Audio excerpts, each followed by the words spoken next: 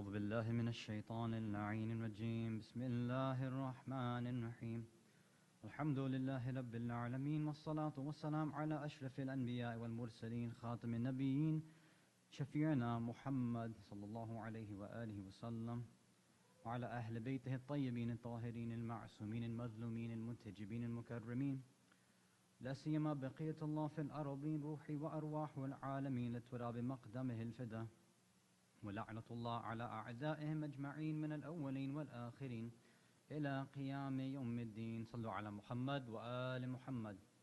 اللهم صل على محمد وآل محمد.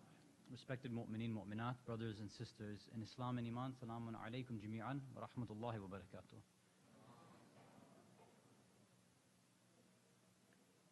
We first asked ourselves the question, who are we? What are we? We said, ideally we'd like to be Muslims. And what does that entail? We said it's a connection to Allah. We asked another question. Ideally a Muslim wouldn't be sinning, yet we call ourselves Muslims and we're still sinning. We looked at the source of that and a few ayat, and we said that according to the understanding of this ayat, where Allah said, if you forget about me, if you forget about Allah, then I make you forget about yourself, your identity. When you forget about your identity, your nafs, then you become a fasiq. Then that's how you can lead to becoming an open sinner. So we said, if that's what happened, how did we lose it? We said that we forgot where we came from. Sometimes we believe that we come from our specific countries of origin, our ethnic backgrounds. Sometimes we associate where we get our citizenship from. Sometimes our identity gets connected to what we do, what we work, what our jobs are, our occupations. Sometimes it's a status symbol, social status. We said that in death we're reminded that inna lillah, that we come from Allah. Allah wants us to remind us constantly, over and over again, you're from Allah. If we're from Allah, if that's our origin, it's our identity, how do we get that back? Why did we forget that? Why did we lose that? And according to that hadith of Abu Dhar, what happens in a moment of sin is that we do kufr. We forget about Allah in that second. Right before the sin, we realized or we thought we understood Allah, that we believed in Tawheed and all that. Then we sin, meaning at that second we do kufr. We're just disbelievers at that point, and then we switch back and say, okay, well, I'm a Muslim again all of a sudden. In that moment when we sin, we toss aside what Allah wants and we decide, I want to do what I want in this moment. I want to sin despite knowing what Allah wants from me. That's what happens.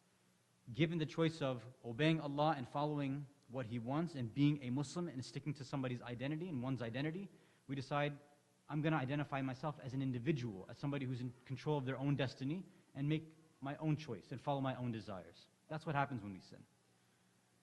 So we said, now, how are we going to reclaim this identity? How can we strengthen ourselves so that when we are stuck at these crossroads, when we're stuck at that point and trying to make that split-second decision of sinning versus following Allah, how are we going to recapture that? How are we going to satisfy our need for wanting to obey Allah and dismiss and control our animalistic desires of wanting to obey our nafs? How are we going to do that?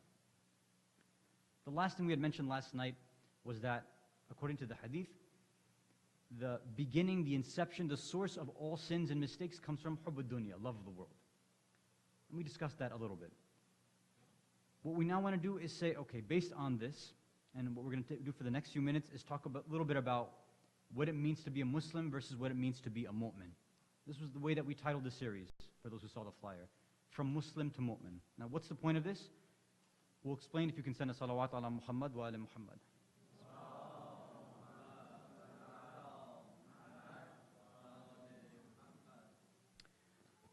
So yes, yesterday, the day before, and even a few minutes ago, I said our ideal identity is an Islamic identity, meaning being Muslims. Okay. But now if I said, what's the difference between a Muslim and a mu'min? Obviously, in everybody's mind, you know there's a clear difference. You know there's a distinction. One of those, obviously the mu'min, having iman, is superior to having Islam. But in what way? Maybe we're not so sure. So we'll get some help from the fifth Imam, Imam Baqir alayhi salam. Allahumma salli ala Muhammad wa ala Muhammad wa ajil farjahum. In one hadith, he describes both of these concepts. He says, Al-Islam, iqrar bila amal. Islam is simply confessing and professing and testifying and just saying what you believe, bila amal, but you don't actually act upon that. Whereas al-iman, iqrar wal-amal. It's saying it and doing it at the same time. You act on what you know, right? If you're going to preach something, you might as well practice it. This is the main difference. So when it comes to this, in the Quran we also have in Surah Baqarah, verse 8, وَمِنَ النَّاسِ مَنْ يَقُولُ آمَنَّا بِاللَّهِ وَبِالْيَوْمِ الْآخِرِ وَمَا هُمْ بِالْمُؤْمِنِينَ. From among people, there are some people who say, آمَنَّا بِاللَّهِ وَبِالْيَوْمِ الْآخِرِ. We have iman. We believe in the Day of Judgment, in Allah and the Day of Judgment. وَمَا هُمْ بِالْمُؤْمِنِينَ. In reality, Allah is saying, you're actually not mu'mineen. You might be saying that you believe in these things, but over here, he's saying you don't have iman. And according to what the fifth Imam is saying in this narration, although you have these belief systems, and maybe in your heart of hearts you do believe it, but because you're not acting on it, it's just Islam. It's just something on your tongue. It's actually not going to be your identity yet. So what we want to do is try to take that journey and go from a Muslim, somebody who just professes and believes something, to say, now I want to try to turn these things that I believe in into practical actions, to follow into ibadat, into the amal, into the a'mal, and everything we do. And these nights in Muharram are probably the best nights we can use this opportunity and try to improve ourselves. Sallu ala Muhammad wa ala Muhammad.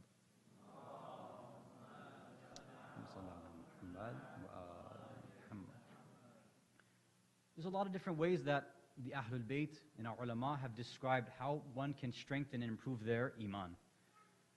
We'll focus on one from the first Imam. He says, أفضل iman حسن iqan, in one narration. That the most excellent iman comes from حسن iqan, يعني excellent or strong or good iqan, يعني yaqeen, certainty. Now, what do we mean here? One possible meaning is this.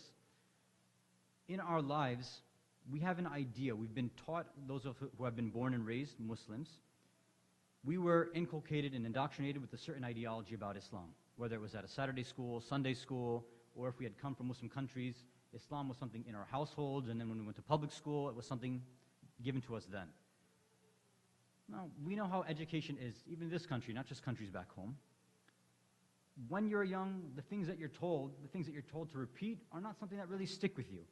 Maybe at this point we practice, meaning we pray, or we observe hijab, or we keep a beard, or whatever exterior things and acts that we perform that we consider ourselves to be Muslims or consider them to be Islamic acts.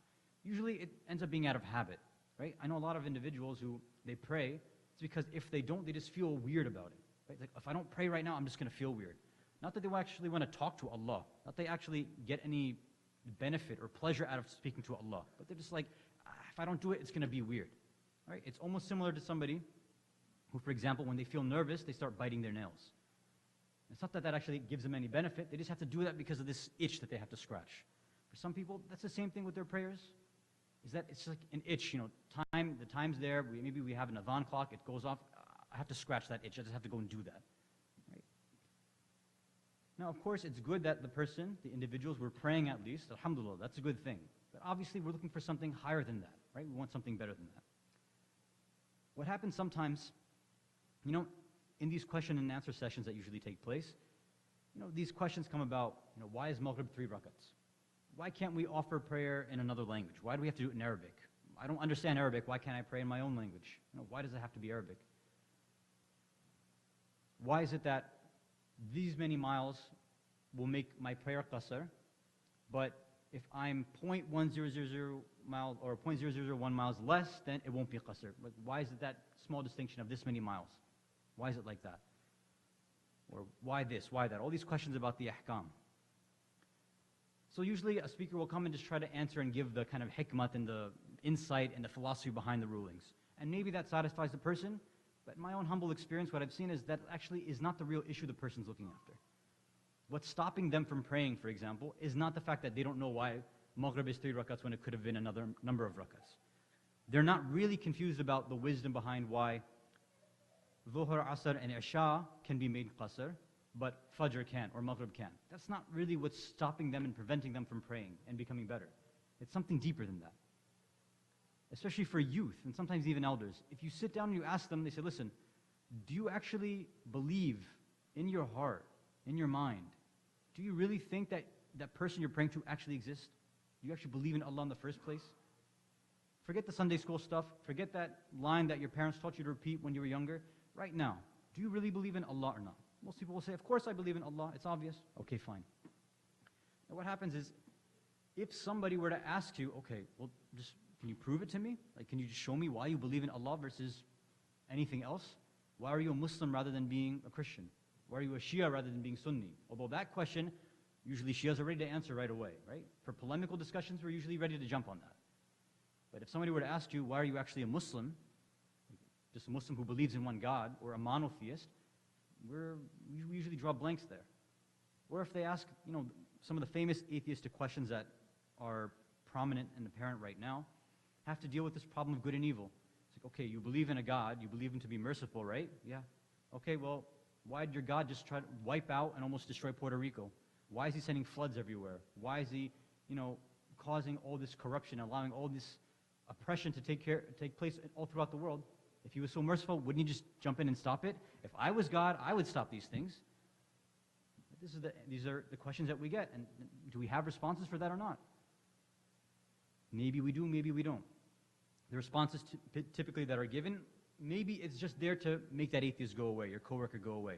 Then you go back and you sit in your car, you sit at your desk, and you think, I don't really have an answer. I don't buy what I just said to him. In my heart, I want to know why God does these things. Or do I really even believe in a merciful God in the first place? Sometimes those doubts, when they linger in our mind, they start affecting everything else, right? They affect our identity. That's the point of this discussion that we're having. Look at the word shak, for example. It's really interesting. Shak literally just means doubt. But if you look at the original verbal form, right, in the classical Arabic, shakka means something being punctured or pierced.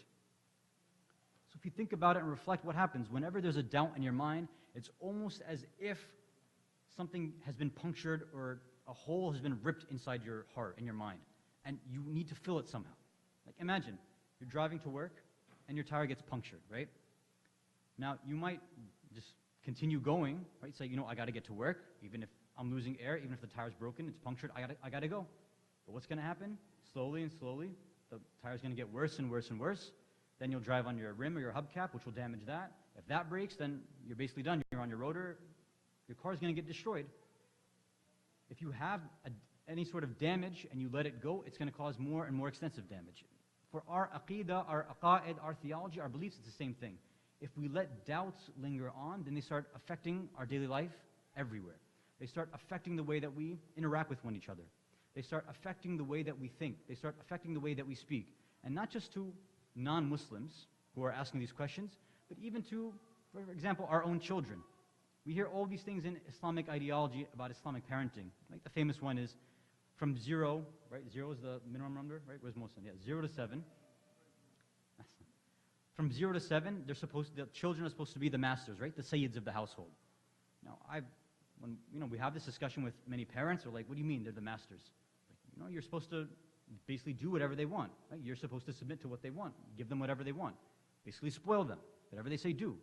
Most parents respond, no, that's going to get them spoiled. I can't do anything like that. Right? There's a doubt about even a hadith that comes from an imam. Like, why am I, it's not rational, it's not logical. Why would I want to believe these types of things? So these types of doubts, when they linger on, this is going to cause now a parent to possibly raise their child in an un-Islamic way. So then when that same child in that 0 to 7 period is raised un-Islamically, now when they get to the teenage years and they start acting a little crazy, then they come running to Maulana, to the sheikh, like, look, my daughter's not observing hijab, my son's going out to the club, he's doing drugs, can you fix him? Like, what do you mean fix him? You had the period from 0 to 7 to take care of him, now you want to drop him off to a scholar to fix him overnight? It's not going to happen like that. So it's not simply the fact that these doubts are maybe going to just sit in our mind and, it's something about curiosity. No, this will affect every aspect and every dimension of our life. If we don't solve these right now, then later on, when inshallah the imam returns, what do we expect is going to happen? Do we expect when the imam returns, he's going to sit down with us and explain all these things in aqa'id? When the books have been written already, everything's been explained? Do we expect him to come and teach us how to make wudu? He's like, I expected everybody to be ready. If he's coming to lead the Shia, then he's expecting ready-made Shia to be here. So our question here is, if we're trying to follow this Husseini movement, in the same way Imam Hussein alayhi salam's companions were, ready to give everything for him. Even when the bay'at was given back, he said, you don't have to be here. They said, we want to be here. We'll die for you over and over and over again. But they were ready. There were people reading Salatul Layl. They had no ideological misgivings. They knew what Islam was, and they found it in this system of wilayat is what drove them. If we don't have these same things, these same shubahat, these same issues, these doubts hal and fixed and solved now, then when the Imam comes, unfortunately, we might be in the wrong camp. Sallu ala Muhammad wa ala Muhammad.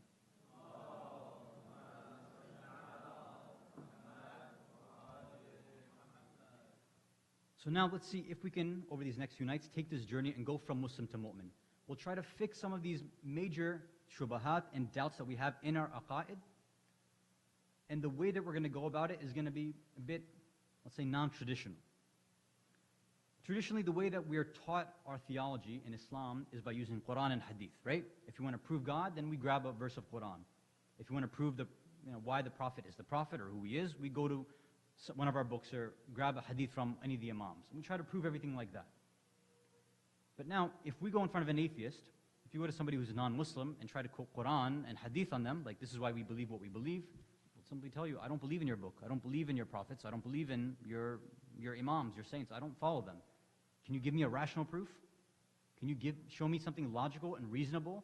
Can you give me facts and hard evidence which shows that there's a God and that he sent down prophets and that he's good and just and that afterwards he sent people to guide? Can you show me any of this? If you can't, then why would I believe somebody like you, right? Rationality is the language of our time. So our question is this: is our deen rational or not? Do we have this kind of evidence available in our religion where anything available, any of the belief systems that we have, can they be proved rationally, logically, reasonably with evidence or not?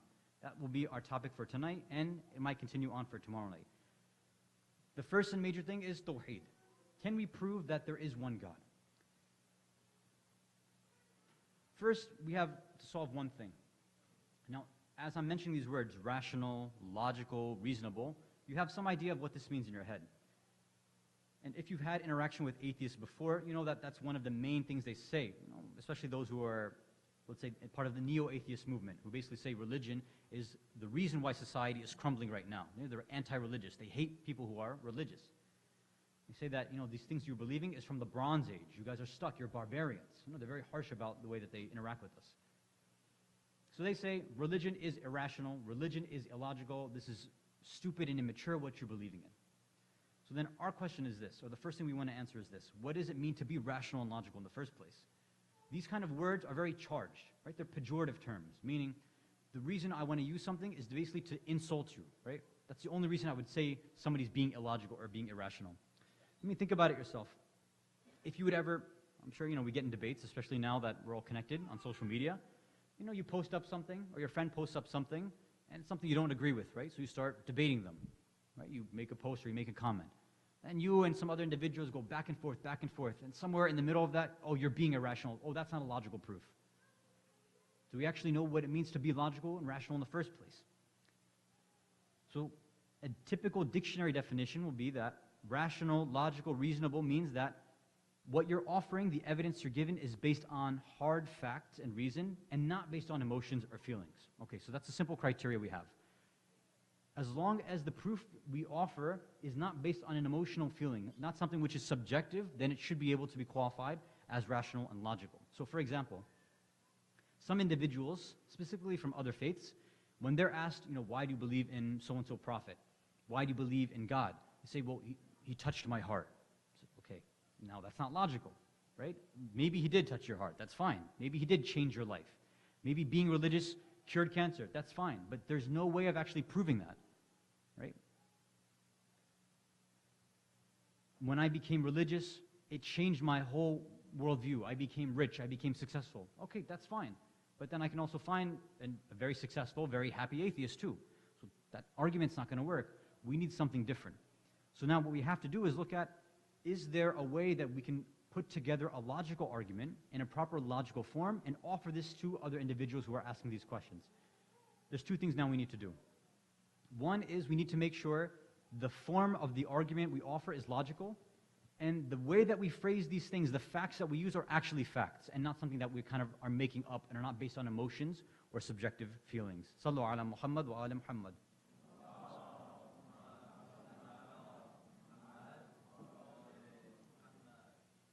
So many don't know this, but there actually is a whole field of study, a science called the science of logic, right? It's one of the main things which is studied in the hawza, right? In the seminaries. In Arabic, it's known as mantiq. So there are different types of logic, right? There's philosophical logic, there's mathematical logic, there's computer science logic, informal logic, and formal logic. The type of logic that we're dealing with here is known as formal logic. Very specifically, it's called Aristotelian logic. And what does that mean? Aristotelian is the fancy word that means it came from Aristotle, right? Who they call the father of traditional logic. And Aristotle is actually an interesting figure in our own books as well. According to some of our philosophers and some of our ulama, they believe that whenever there's these big jumps in society, when mankind moves forward in ways that it couldn't have done on its own, where special personalities come and completely change the dynamic and the way and the paradigm that humanity has been moving forward, this can only be done if Allah comes in and intervenes. So some of our philosophers believe that the three main wise men of that time, of ancient Greece, meaning Socrates, Plato, and Aristotle, right, who were all subsequently teacher, student, right? It was first Socrates, his student Plato, and then his student Aristotle. Some of our ulama actually believe that these three, at the very least, were awliya, but also could have possibly been anbiya, which is a very interesting thing. It's not a famous opinion, but it does exist among some of our philosophers. And given what they've done for mankind, and the effect that ancient Greece and Greek thinking has had on Islamic philosophy, and even our understanding of law in this country today, and the Western world, it traces mainly back to the Greeks. And it's very, very interesting. Those who are interested can look at, there's a lot of different books and things available. Anyway, so in the science of logic, I mean, it's a vast subject, obviously. It's studied for many years in the Hawza. There's something called the forms of logic, meaning when you're putting an argument together, it should fit into a very specific form. If your form is proper, that means that logically your conclusion should follow, right? You have something called a premise, and then after you offer two premises, then you should get a conclusion from that. So give you something very simple. And this is something that we've all learned in math class, right? And that in math class, we called it the transitive property. So for example, if A is B and B is C, then A is C. Okay. So you've studied math. That's good. So now the same thing is going to apply in not just with numbers or variables and algebra, things like that. It actually applies in just general conversation. And we do this so often, it's so natural to us because Allah's created us with this rational ability that we don't even know that we're putting things in forms and in equations and things like that. It just happens, you know, almost subconsciously. So for example, if I say, I love anyone and everyone who's a member of this community sitting in IEC. And the IEC members or members of the community are all of you, so therefore the conclusion is? Oh, so nice, huh? Don't get too attached, right? I'm only going to be here for 10 days. Okay, so see, it means your brains are working, your logic's working. It's something very, very simple. So now, this form of A, B, B, C, A, C, right? You're following it so far. If we can put something in that format, then the logical conclusion that has to follow is A then must equal C. That's what we're trying to, that's our form that we have right now. This is known as form 1 in traditional logic, okay? So now we have to take this and say, okay, we have this form. Do we have anything by our scholars where they've come and they've offered these types of proofs and we can plug it into these equations and say, okay, A, B, B, C, A, C, and somehow grab God from that? Let's see if we can do that. Sallu ala Muhammad wa ala Muhammad.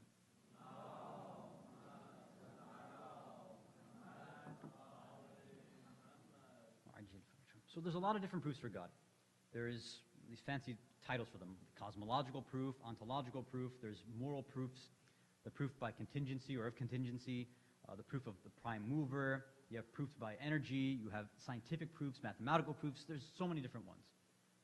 The most famous of proofs used by the majority of scholars throughout all religions would be known as, it comes under the title of a teleological argument.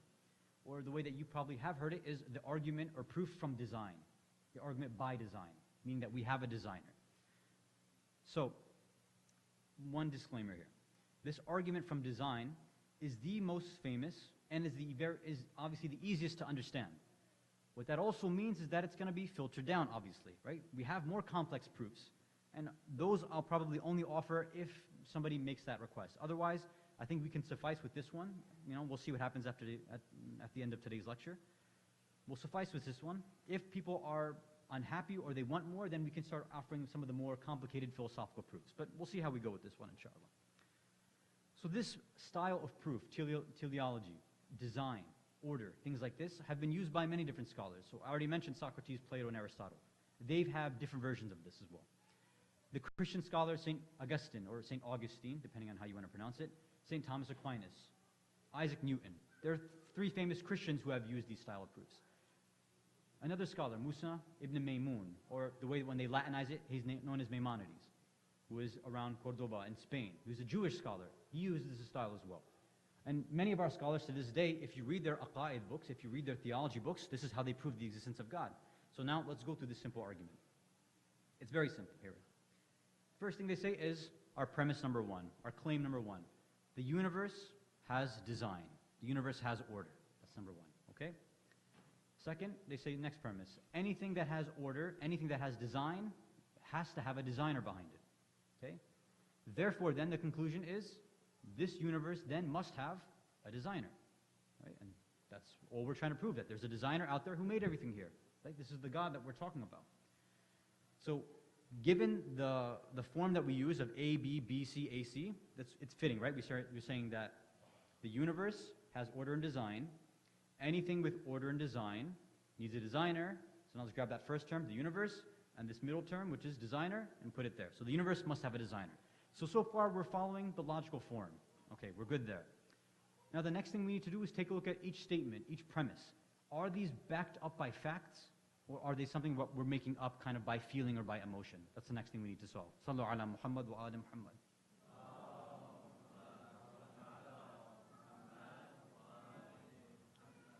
First thing, the universe has design. The universe has order. So is there proof for design? Is there proof for order in this universe? Well, what do we mean by that? We say, okay, right now, if I take an apple seed and I plant it in the ground, what's going to grow from that? An apple tree. Okay. If I take an orange seed and I plant that in the ground, what do you get? An orange tree. Okay. Has it ever been the case, ever in history, where you can take an apple seed, put that in the ground, and somehow get an orange tree? Or vice versa. You put the orange seed in the ground, you get an apple tree. No. Why? Because there's a system in this universe known as cause and effect. Right? This is what we mean by order and design. Things, when the causes are available, the natural effects have to happen. There is no choice. Right? When, for example, there's a significant temperature change with oxygen and a spark, and you have combustion, you're going to get an explosion. You're going to get fire. There is no way around that. Right? It's never the case that you have the necessary amount of oxygen and some sort of ignition behind it, and then all of a sudden you get ice. That doesn't happen. We don't have this kind of, these random chaotic events in our universe. It hasn't been the case. If it were the case for that to happen, then science would be thrown out the door. Science itself is based on the fact that we have order, that we have design. If you didn't have it, then scientists would never be able to offer proofs in the first place. So that first one is basically the fact that there is a such thing as science. There is a such thing as order. There is a such thing that when A, B, C causes are there, then conclusion D, result D will have to happen. That's order design. So this is based on facts that are observable right now. That's the first one. So the second premise we had is that everything which is designed, everything that has order and design, therefore needs a designer. Okay, so this we have to see and think. Let's give an example first. Imagine I've got a tray of different colors of paint. I've got, maybe like 3, 4 different colors, red, blue, green, orange, etc. So I take these colors and I start walking. All of a sudden I trip on something, the paint all falls down, and it spills on the floor. Now, imagine it falls on the floor, and it makes like this kind of general abstract picture of a house, right? Just by me spilling it. Now, if I have, let's say, 5 colors on there, I fall, I trip, and it makes this house or a smiley face, whatever, it makes some sort of picture you can recognize. Is that something that's possible? Maybe. It could happen. All right, fine. We can handle that. Now imagine that, okay, it's not 5 colors. I've got 20 colors on a tray. I walk, I trip. Okay, now another picture gets made. Is that possible? Okay, maybe it's a little far-fetched, but yeah, it could happen. Now imagine I have 1 million colors on a tray, right? I'm walking, I trip. 1 million colors spills, it makes a picture, and that picture then that spills, that is made, that picture then makes itself another picture. And from that picture, another picture gets made. And it keeps going and making millions of other pictures. There's nobody in this room, there's no person who has a reasonable, functioning brain would ever say that that actually can happen. It's not going to happen. Right? There's no way that that accidentally can just take place. In the same way, when we take a look, and this is again claimed by scientists themselves, as we'll see in the next, tomorrow night probably, we have 8.7 million total species that they know of right now, right? Possibly more of living things. 8.7 million species. If we're going to say that this accidentally, this order, these different species can come about accidentally, then this is something which no intellect is going to accept. Nobody would accept that 8.7 million completely unique and different things will happen haphazardly, with complete order, with complete structure, with no deficiencies in them whatsoever. Everything is ordered and specifically made so that it can function the way that it needs to function. Whether it's talking about the orbits of the solar system, no planet just drops out of the sky. Whether we're talking about our circulatory system, whether we're talking about the way that the life cycle, the animal kingdom functions, all these things are designed in a precise way so that everything can function normally, right? There is no discord, there is no chaos in any of this stuff. Again, if there was such a thing, where there was no cause and effect available, then again, science would go out the door. Science requires that there be cause and then effect. Otherwise, they can't make any conclusions anymore. If there was going to be nothing but chaos, or if there was even one chance that chaos could happen, then science then has to be thrown out the door. Because now when they say that water will boil at whatever, this temperature, then they say, well, actually, it might turn to ice. Actually, it might turn into a frog. It might turn into a flower. We don't know. Well, then we can't ever make conclusions anymore. Then life has no meaning anymore. Nothing has meaning. But because in the observable universe, we see this cause and effect, we see the system of design and order, these are things which are observable, which we all can see and witness. It's not based on emotion. It's not based on our feeling that this is how it is. This is the reality that we live by day to day. If it were different, then we'd be acting different. If, for example, you get sometimes people who say, they make these kind of weird claims. They say, well, maybe we're living in a dream world, right? Maybe the world we're living in right now is fake, right? It's an illusion, it's the Matrix, things like that. Okay, fine. Maybe, sure. Do you have any evidence? No, but it's possible. Okay, it's possible. So, maybe that door in front of us over there, maybe it doesn't exist. Like, okay, fine. Maybe that door doesn't exist. But let me ask you, when you want to leave the room, are you going to walk through that wall or are you going to walk through the door? No, you're going to walk through the door. Why? Because your intellect will never let you walk through a wall. Because you know that you have to go through causes and effects. There's no way anybody would act contrary to that. And if they claim contrary, then that means they've got an identity crisis. Then that means what they're saying is different than how they're acting. And this is, again, going back to our main issue. What we say has to go along with what we do. And what we do has to be in connection with what we say and what we believe. Sallu ala Muhammad wa ala Muhammad.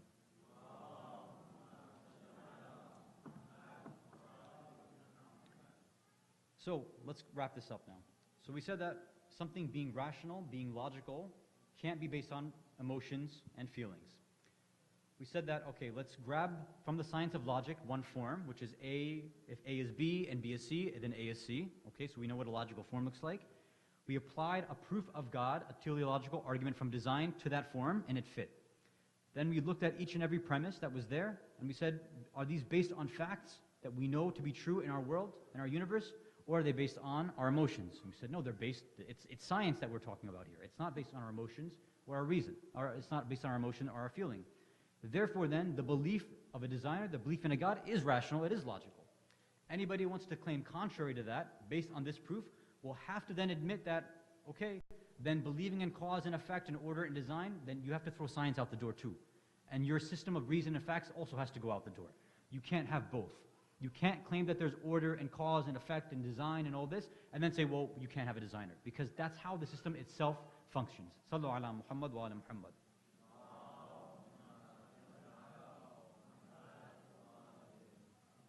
But some of you who are much smarter, much more clever, say, you know what, there is a response to this.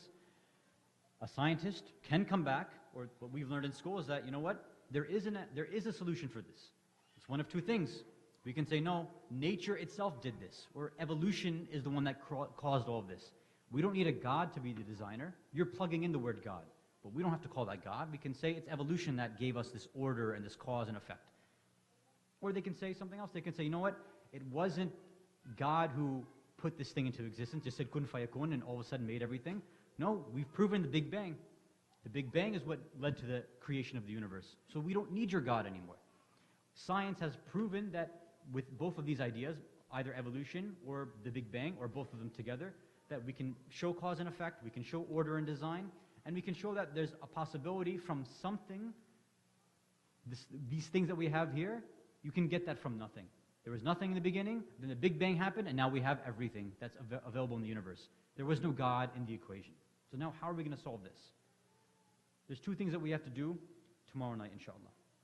One is we have to have an understanding of, when we go after these types of scientific discussions, instead of just kind of jumping and being reactionary about it, like, no, that's wrong, there is a God, you don't know what you're talking about, you're being illogical, right? We don't want to get into that emotional, reactionary kind of response system. We want to be very civil, very academic, very scientific, very ilmi and educational about it, and say, okay, let's break down your arguments one by one, and let's actually see if they hold up. If they do hold up, then fine, then we'll believe in that. Because we say, we're not Shias or Muslims or anything because that's how we were raised. We're doing this because it's the truth. I'm a Shia, I'm a Muslim because it's what's right, it's the truth, it's explaining reality. If that's the case, then we should have no problem with anybody coming to us with any sort of ideology and saying, you can throw that against us, we'll sit down, we'll think about it. If it's true, then I'll follow that. But if it's not true, then you have to listen to what we have to offer.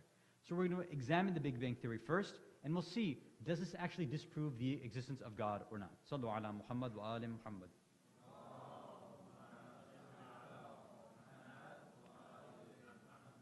One word, a louder salawat ala Muhammad wa ali Muhammad.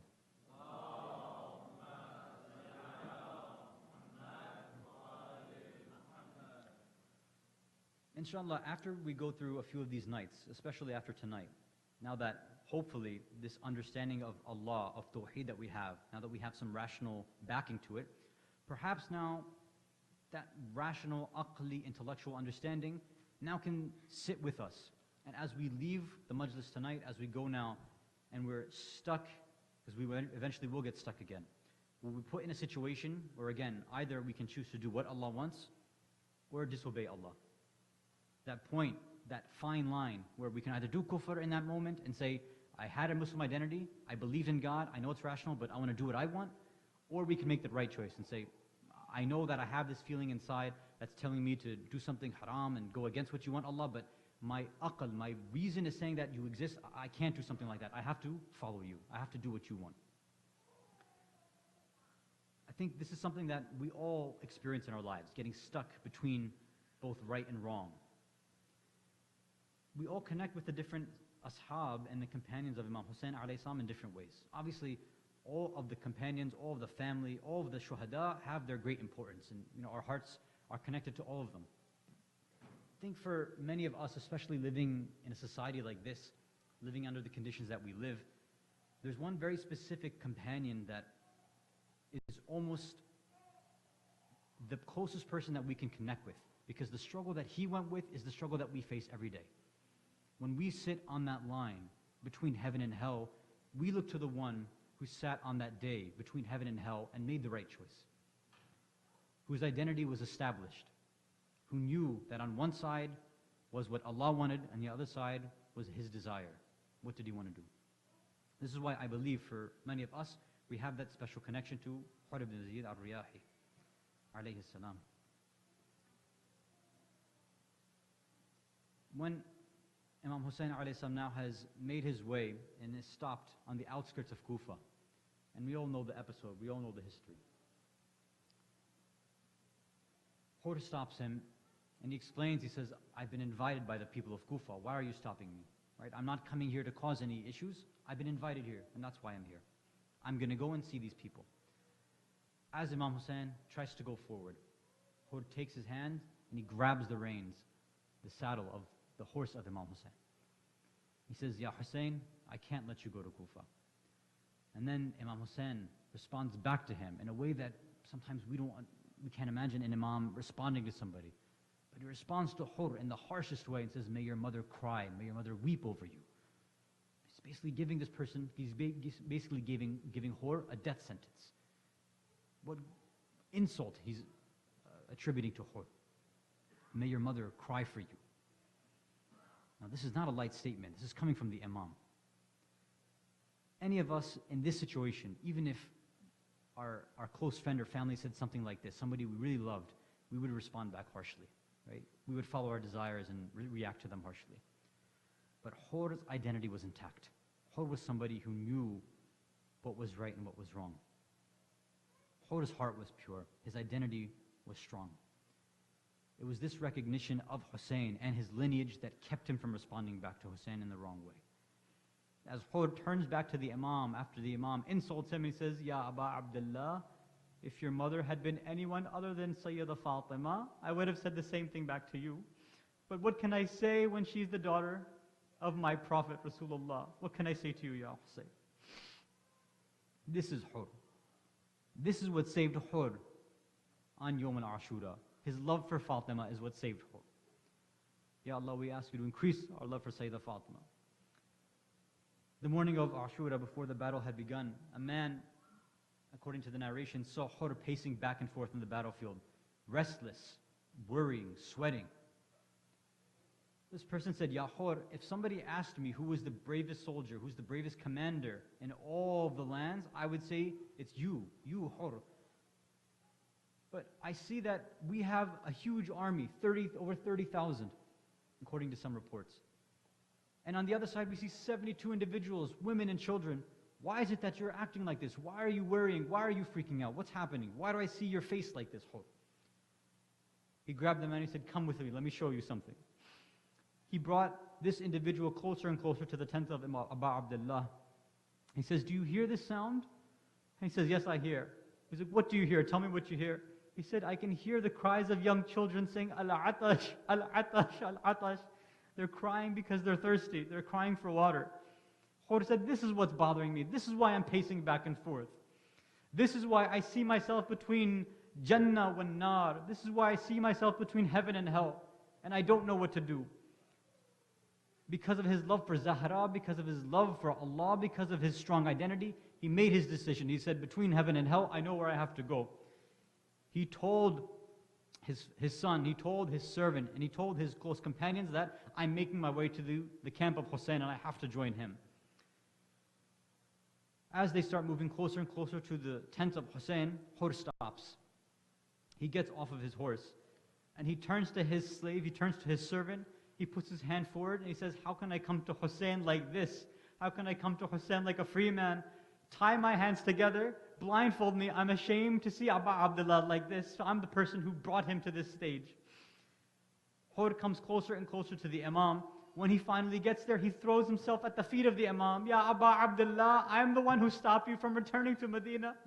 Ya Aba Abdullah, I'm the sinner who stopped you from going to Kufa. Ya Aba Abdullah, I'm the one who put the reins on my hands on the rein of your horse. Is there any way that you'll forgive me for what I've done? Hussein slowly lifted Hur's head. He took off his blindfold. He untied him. He says, Ya Hur anta maghfur, you're forgiven. How could somebody who's the son of Fatima not forgive somebody? This is the purity and tahara of Ahlul Bayt. After Hur had received his forgiveness from Aba Abdullah, Hur turned to Hussein and said, now give me permission to go seek forgiveness from the women, from your women, from the family of Rasulullah. As he goes towards the other tents of the women, he sends his salam. Assalamu alaykunna ya ahl bayt an-nabuwa. Hada Hur ibn Yazid al-Riyahi. I'm Hur. I'm the one who's led you to this place. I'm the reason why your women and children are crying for water. I'm the reason why you hear al-Atash, al-Atash, al-Atash. Will you forgive me now? Hussein has forgiven me. What do you say? The women began crying and some had called out, Ya Hur, of course we forgive you. Anta maghfur. You're free to go now. But now Hur has one more stop. He has one more thing to say. He calls out, Ya Zainab. Ya Zainab, I need a promise from you. He says, Ya Hur, what do you want from us? What do you need from us? He says, I need you to make a promise today. He says, what is the promise you want me to make? He says, I can't leave this place until you promise me that when you reach on the day of judgment, that you won't complain to Zahra on what I've done. You won't tell Zahra what I've done here. You won't tell her that I've brought her grandchildren and her family here, and I'm the reason her children are crying right now. Zainab forgives him, says, I won't complain to Zahra. You're forgiven, Hur. Go forth now. Hur goes forward. He seeks permission to go on the battlefield. Imam gives him permission. He goes and runs out into the battlefield. He slaughters many enemies, but the battle becomes too much for him. He's struck down. He falls from his horse. He turns for the last time towards the tent of Hussein. Assalamu alayka ya Aba Abdullah. Alayka minni akhir as-salam. Hur is finally reached by Imam Hussein. He comes to him. He takes his head and puts it in his lap. Ya hur anta hur fi dunya wal akhirah. You're free in this world and the next. ألا لعنة الله على قوم الظالمين وسيعلم الذين ظلموا أي منقلب ينقلبون إنا لله وإنا إليه راجعون رضا بقضائه وتسليما لأمره. Ya Allah, we ask you by the right of Muhammad and Ali Muhammad to forgive all mu'mineen, mu'minat, muslimeen, muslimat, all of our marhumeen, marhumat. We ask you to accept all of the azad, the azadari, the tears, the poetry, everything recited for the love of Abu Abdullah, for the love of the shuhada of Karbala. We ask you to accept all of this, to increase our tawfiq, to allow us to continue this azah every year, year after year after year. We ask you, Allah, to help us strengthen our identity by the right of hur. We ask you to make us free in this world and the next world, to not keep our identity chained down by the dunya, to chain and connect and tie us to you, to Allah. We ask you to take that rope, to take our identity and connect it to the Ahlul Bayt, which comes back to you, Ya Allah. Wa akhiru da'wana alhamdulillahi rabbil alameen. Matam ya Hussein.